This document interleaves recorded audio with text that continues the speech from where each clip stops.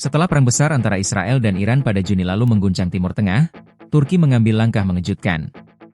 Presiden Recep Tayyip Erdogan memerintahkan pembangunan shelter bom di seluruh 81 provinsi. Apakah ini sinyal bahwa Ankara benar-benar bersiap menghadapi perang regional, bahkan mungkin perang nuklir?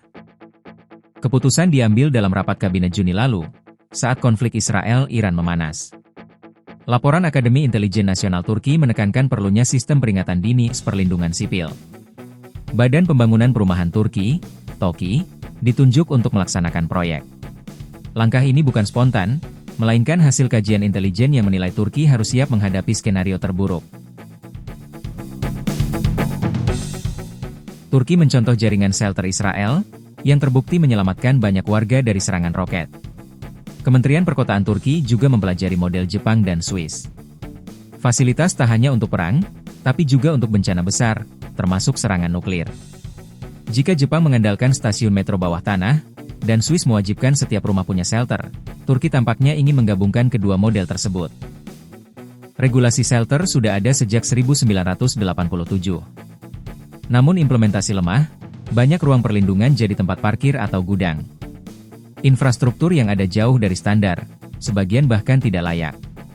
Karena itu, proyek baru dianggap kebangkitan sistem pertahanan sipil Turki. Turki sebenarnya sudah punya aturan, tapi selama ini dianggap formalitas. Kini, Erdogan menghidupkan kembali aturan lama dengan proyek raksasa.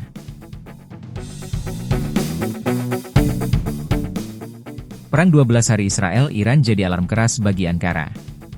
Rudal balistik, drone, dan ancaman nuklir memperlihatkan betapa rapuhnya perlindungan sipil tanpa infrastruktur memadai. Ankara khawatir konflik itu bisa meluas, apalagi Turki berada di kawasan strategis dekat perbatasan Iran dan Israel. Bayangkan jika perang Israel-Iran melebar, Turki bisa terkena imbas langsung. Dari situlah alasan Erdogan mempercepat proyek shelter nasional. Erdogan ingin menunjukkan pada rakyat bahwa pemerintah siap melindungi mereka. Langkah ini juga sinyal ke barat dan timur, Turki tak mau jadi korban konflik regional. Proyek ini bisa meningkatkan posisi Turki di NATO sekaligus memperkuat kemandirian strategis. Namun, sebagian analis menilai proyek ini menambah ketegangan, seolah Turki mengantisipasi perang besar. Apakah Erdogan benar-benar mempersiapkan Turki menghadapi serangan? Ataukah ini strategi politik untuk memperkuat citra sebagai pelindung bangsa? Proyek skala nasional sangat mahal dan butuh waktu lama. Pembangunan di kota besar seperti Ankara sudah dimulai, tapi di daerah terpencil masih jauh dari realisasi.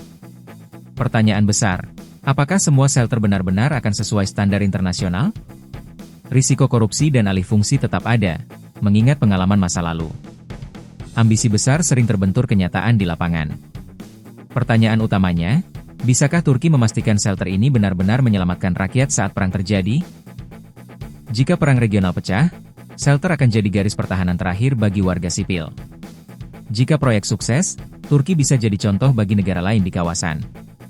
Jika gagal, ini hanya akan jadi proyek politik tanpa manfaat nyata.